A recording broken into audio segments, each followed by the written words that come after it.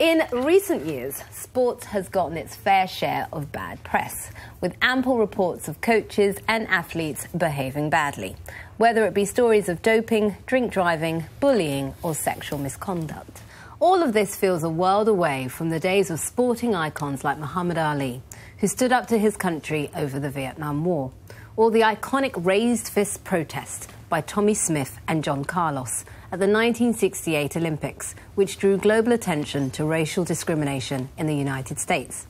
However, with the emergence of Donald Trump, American athletes, namely NFL players, have rediscovered this purpose. Oh, say, can you see by the dawn's early light what so Seeing those American footballers linking their muscular arms and bending a knee has made me remember what a powerful force for change sports can be. That will tell you, my knees aren't what they used to be. I'm kneeling with you in spirit, fellas.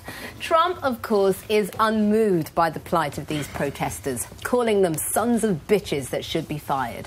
Wow, an opposite response to the tiki torch-carrying far-right protesters of Charlottesville, who he characterised as fine people.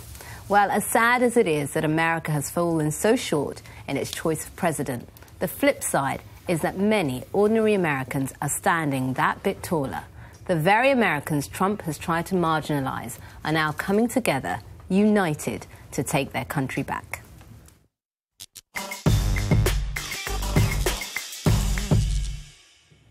Actually quite a complex one, this, because while I agree with a lot of what you said, and just for a second, why did the president feel the need to insert himself into a row? I know he's partly culpable, but this one was actually bubbling along without you. Thank you very much, Mr. President. No, I'm going to send... I won't say the word again. Well, by sending the SOB tweets, and suddenly he gets right back in, and the ante is upped, and all the...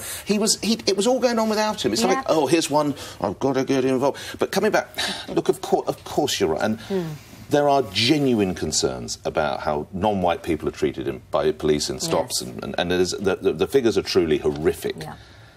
And the criminal justice system in general. And yes, indeed. Yeah. And the fact that you're more likely to die in jail, the fact you're more likely to not have employment, the more likely you're like in a poor part of town, all of the above. However, there is the other part of this, June, that there are many, many Americans who have gone into combat all over the world, and as recently as Afghanistan and Iraq, and before that Vietnam and World War II and World War I, and they have gone in, and I know you know the States, and they have gone in cherishing the flag. Yeah. And to diss the flag in the US, as you probably know, is a far bigger deal than it would be to show disrespect to the Union flag here.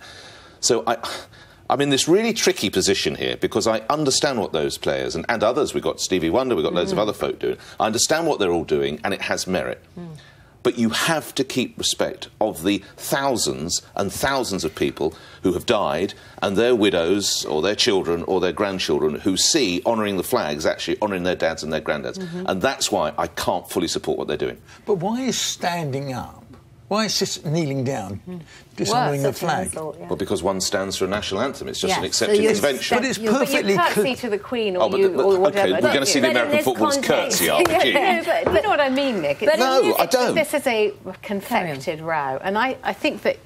I'm not sure you're on very, very firm ground by comparing this with the way, you know, a vet or someone who's been killed in combat comes back and the coffin is shrouded in the US flag. Because I think this is a separate thing. I think the flag is being used here as a proxy for the American ideal of equality and everyone's equal under one nation under God. And they think the way that Trump is changing that by standing up for people, for far-right people toting those torches and those guns. And this is a harmless protest. It's actually uniting the nation in something profoundly positive. You don't think it's harmless if you've lost your husband in No. It's not about the treatment of vets and how America venerates and respects those who died in the name of the flag. But it is for them. This is a... Trump made it about that. No, you sit here in London saying that. Or Mr Huckabee did. They decided this was a good... No. They decided that was a good way of attacking these people who are taking the knee. Should we look at what Donald Trump actually said as well? Wouldn't you love to see one of these NFL owners when somebody disrespects our flag, to say, get that son of a off the field right now, out, he's fired. He's fired!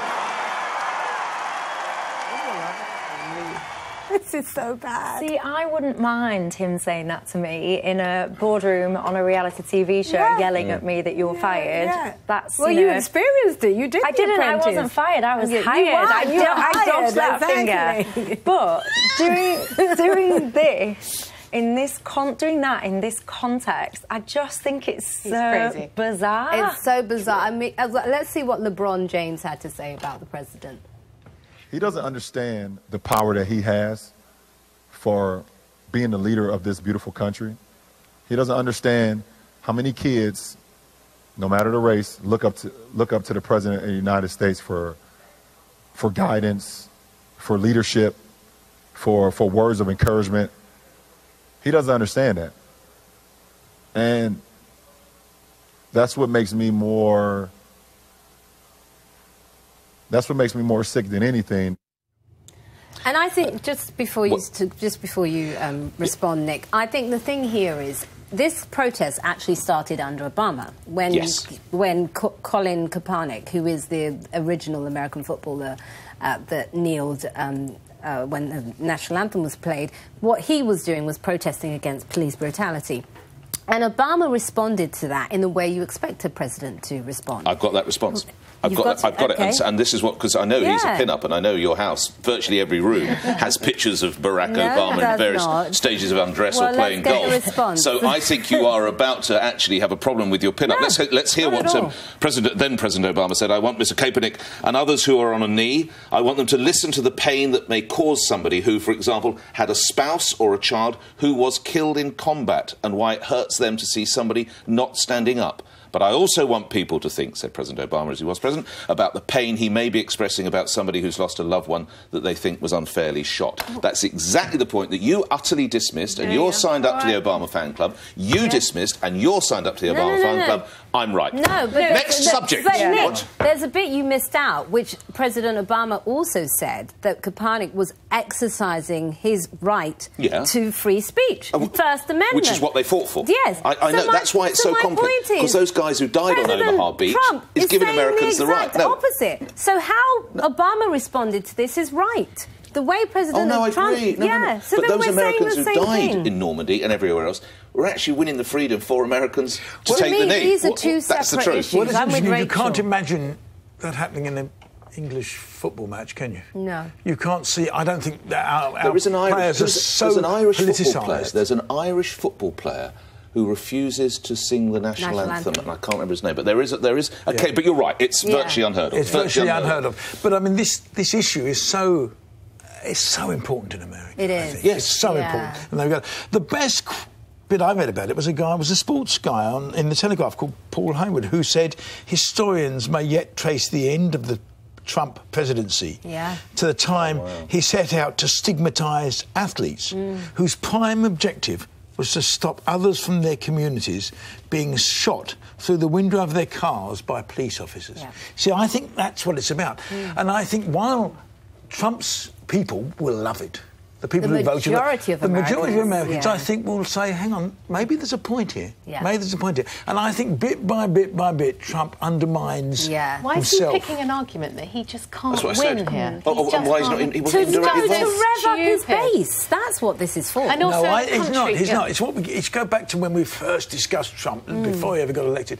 He is the barroom bore. He's got to have a view on everything. And he likes to start a brawl, doesn't he? So this is a real brawl now. And instead of it's escalating, and actually we may even see here, wasn't there some suggestion that footballers can wear poppies and armbands and whatever? Well, they've reversed that. Have they now that was about FIFA. That was about FIFA and UEFA. That was about UEFA. That was an important development, though. Yes, but it's about the as June was saying, the nexus of politics and sport is becoming more and they're just more using important. their platform. And I love it. And I love it. And it's, how wonderful to see sports stars actually stand for something.